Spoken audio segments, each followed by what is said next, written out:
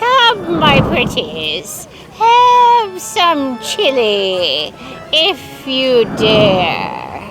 Come. Come. What do you mean?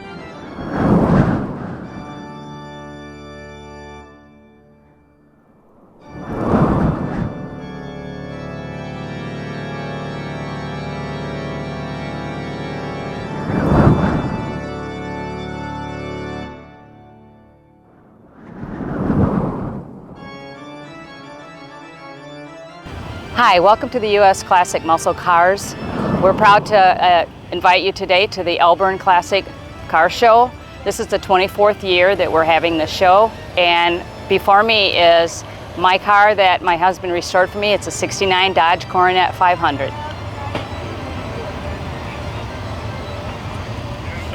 Welcome to the Elburn Lions annual All Wheels Fall Festival Car Show. We present this every year. This is our 24th year.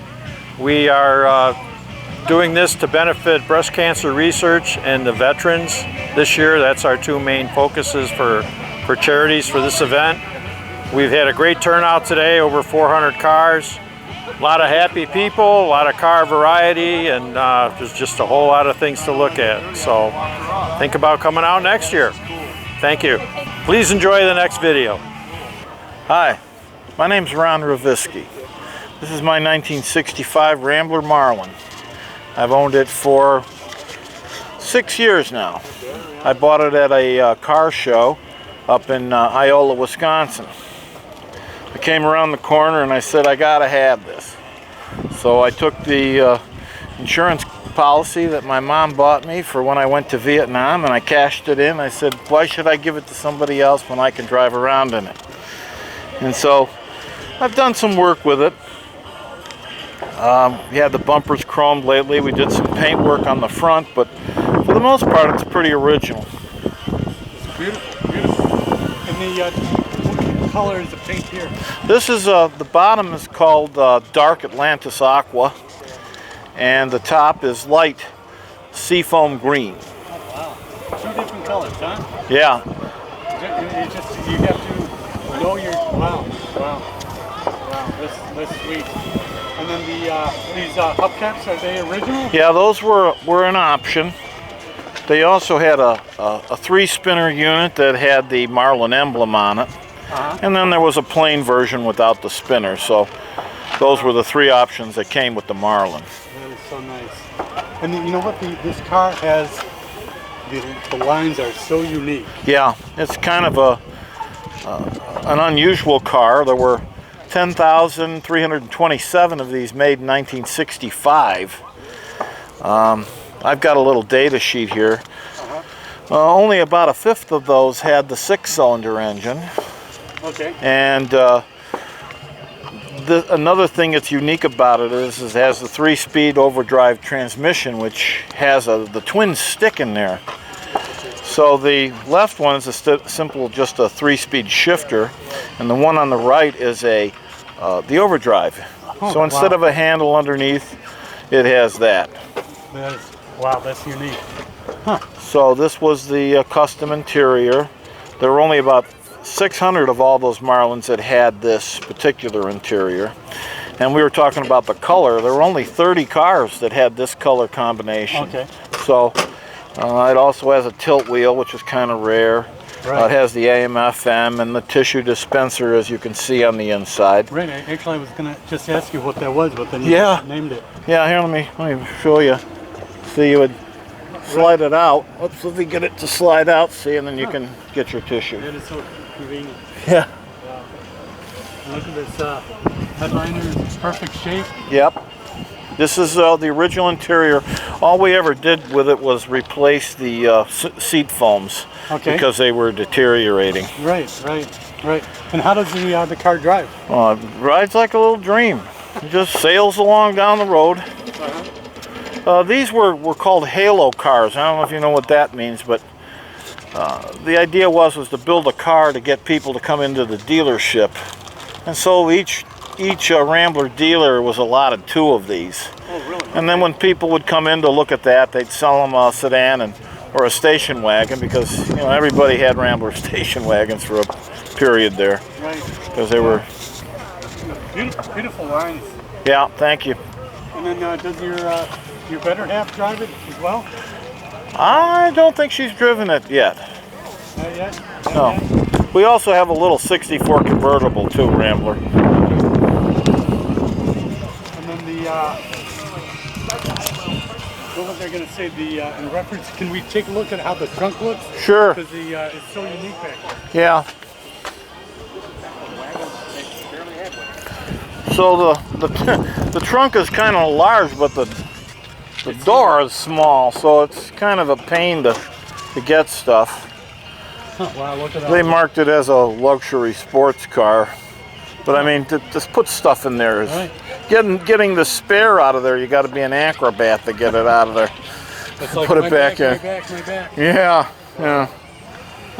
But that was something that I did, is I repainted the trunk and put a new mat and whatnot in there. Right. And then can we take a closer look at the interior? Sure. That is. Yeah, they really went crazy on the interior with these. Well, you know what? It just steps out at you, doesn't it? Yeah. See, this was built on what they called the Classic, or the mid-size series, but then they used the high-end series, the Ambassador series, for their instrument panel and their interiors. Okay. Wow.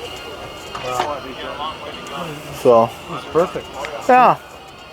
And then, and have you won many car shows? Well, I was at the Milwaukee Concours a couple of years ago, and we won first in class up there. Last June, we were in Gettysburg for the American Motors Owners Association, and we won a silver award, junior award for it. So I missed gold by 1 point.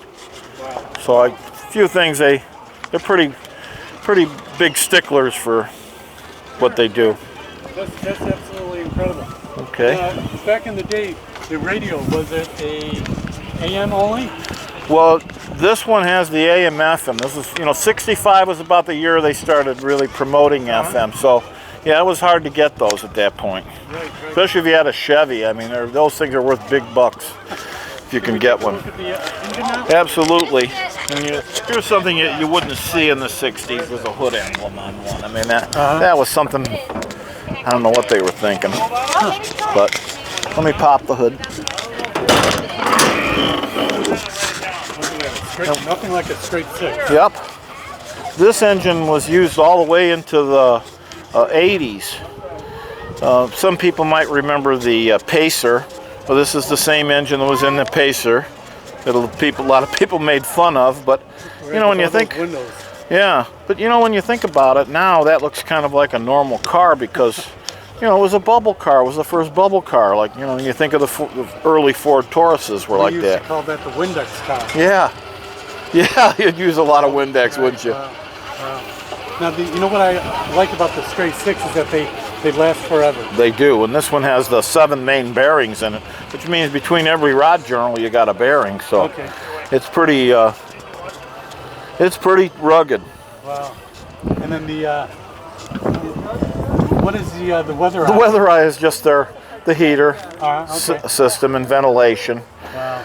I put everything as stock as I could get. I even have stock, number coded ignition wires. You can see that on there. Right. Look at that. That has all the correct, fuel pump, power steering pump. All the hoses are all to stock specification. So nice to see. That is really sweet. One of the innovations on this car was the Bendix disc brakes, which was unheard of in '65. They didn't have them. It's a 4-piston brake. Is it really? Yeah, you see, AMC owned Bendix for a while. Okay. So that's how it ended up getting into that. But they've had a lot of innovations. They have the folding seats. The unit body was really, wasn't their invention, but they really popularized it when they started working on them. Well, First, we appreciate you letting us take a look at your car here. okay.